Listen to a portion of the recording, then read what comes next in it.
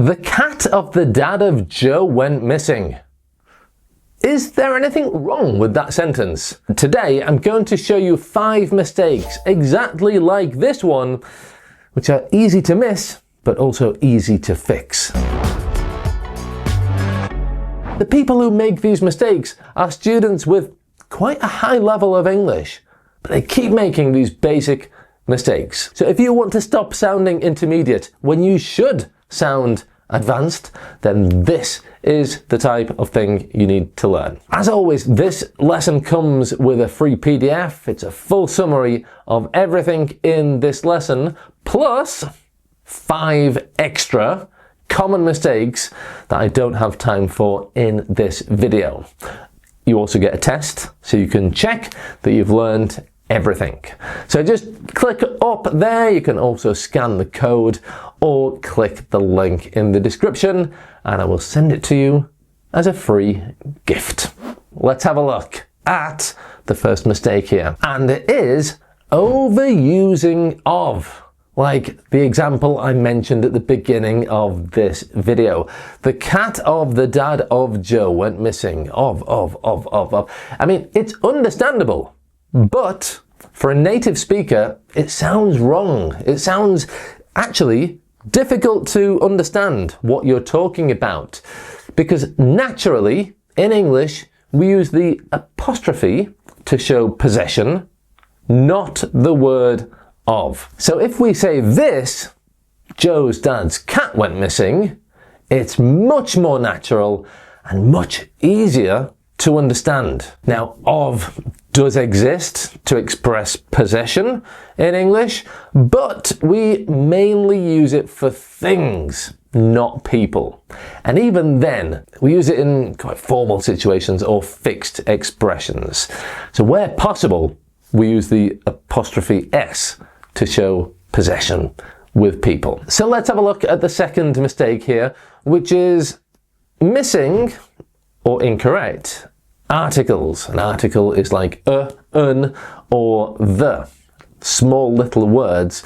But if you don't use them where you should, your English can sound quite unnatural. For example, I went to shop. No, I went to the shop. I have car. No, I have a car. Now, the basic rule is this. English almost always needs an article before a noun. Either a or un when you're talking about something general or for the first time, or the when you're talking about something specific or something both you and the listener already know about. Now, articles is actually a really big topic. If you want to learn about it in more detail, you can watch my video on it up there. But if you're having trouble, just start with this rule, or un if it's general, the if what you're talking about is specific.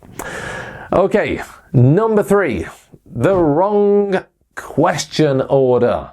Oh my word, this mistake is so common, and normally it comes from just directly translating from your language. Because yes, in many languages you can turn a sentence into a question simply by using your voice, by changing your intonation. Instead of blah blah blah blah blah, you go blah blah blah blah blah. It's a question. So learners often do the same thing in English and say things like this. You are coming too? But in English, questions need a different word order. And you often need to invert the subject and the auxiliary verb, like the verb to be or to have. So instead of you are coming to, you are you? Are you coming too? More examples. You like it? No. Okay, and here we don't have an auxiliary verb like can, have, or be. So we need do. Okay, do you? Do you like it? Okay, another one. She has finished? No. Okay, again, we need to invert the person and the auxiliary verb has. So instead of she has she? Has she finished? Okay, so the pattern is always the same. Auxiliary verb first, then the person. Okay, and if you don't have an auxiliary verb, do or does, and then the person. But it's really important when you're asking a question to use the word order of a question. Okay, the next one is a big one. And it's the type of mistake that students make at the intermediate and upper intermediate level. And it's also the type of thing you really need to fix if you want to impress with your English level. And that's the type of people that I help inside Brilliant B2. It's my 12-week structured course that you can follow to make a huge difference to your English. And that includes your speaking, your listening, and of course, grammar, vocabulary, and pronunciation. Everything you need to take your English to that level is inside that course. And there's a link to it in the description. But the next mistake I'm talking about is this one. Wrong prepositions. Prepositions are one of the hardest things to get right in English because you just cannot translate them from your language. And if you do, it's just a complete mess. In Spanish, for example, you get married con someone. Okay, con is with, but in English, if you say you get married with someone, it's wrong and sounds strange. No, you get married to someone, or you are married to someone in English. Also, depend. In many languages, depend is followed by a word that you think is the same as of. Like in Spanish, it's de. But in English, it's not, it depends of you. No, it depends on you. You just simply cannot translate prepositions from your language. You have to learn them in context. Okay? So it's not listen music, it's listen to music. It's not arrive to the airport, it's arrive at the airport. Go to the airport, but arrive at the airport. So just remember, prepositions go with specific adjectives, nouns, and verbs, and you have to learn them together, not separately. Just learn a whole phrase. Okay? Married to, depend on, listen to, arrive at, or just create a little sentence about your life that will help you remember those prepositions in a meaningful context. And if you do that, they will be much, much easier to remember. And when you learn a new verb or learn a new adjective, always check which preposition goes with it. Don't just learn the word, learn the phrase. Now the good news is that there are some preposition rules, and I've made them quite easy to remember and easy to learn in that video up there. So if you have problems with prepositions, definitely watch that video. Okay, I do have a bonus mistake for you, remember? But the fifth one, the fifth original one from this lesson, a really interesting one, but it's direct translation from your language. I talked about that a little bit with the prepositions, but what I'm talking about here is that sometimes learners like you say things that aren't grammatically wrong exactly, but they just sound completely unnatural because they are a direct translation from your language. So here's a classic example. So in Spanish and in many other languages, when you're in the middle of a sentence and you're thinking of a vocabulary word, you can't find that word. You say, oh, how do you say, as a kind of filler, right? But in English, we don't say that. Okay, that's not the expression we use in that situation. Instead, and we do have this expression, but instead a native speaker would say this. Oh, what do you call it what do you call it? So just learn that little chunk of words and use it in that situation. Because I'm sure you will be in that situation quite regularly when you're speaking a foreign language. So just use that. Oh, what do you call it?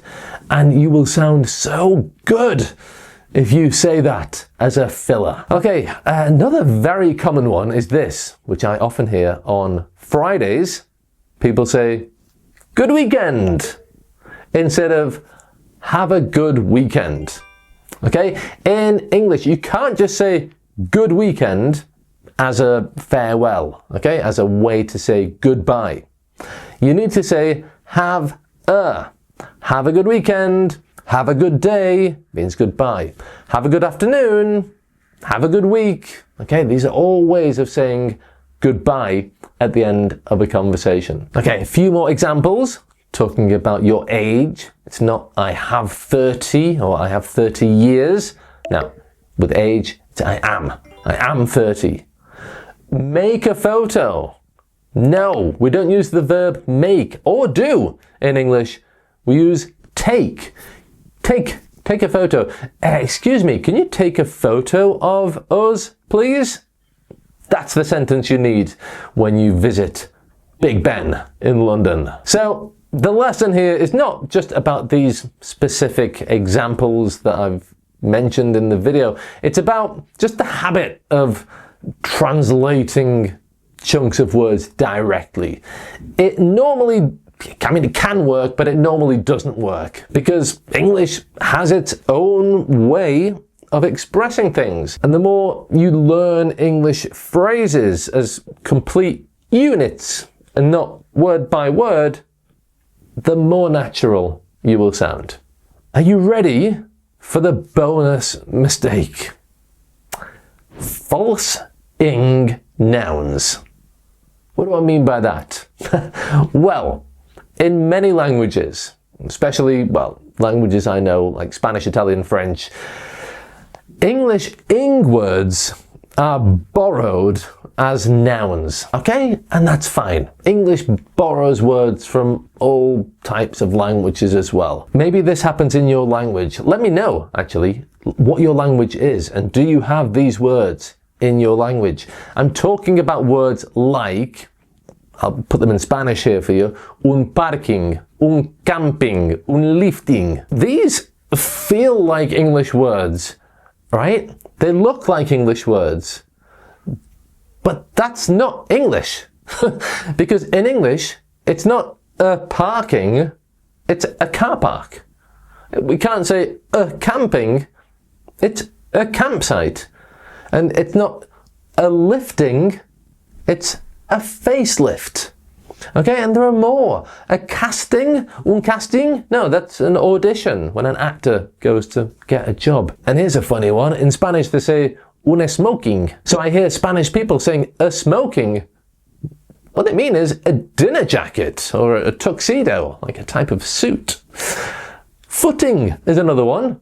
That means nothing in English.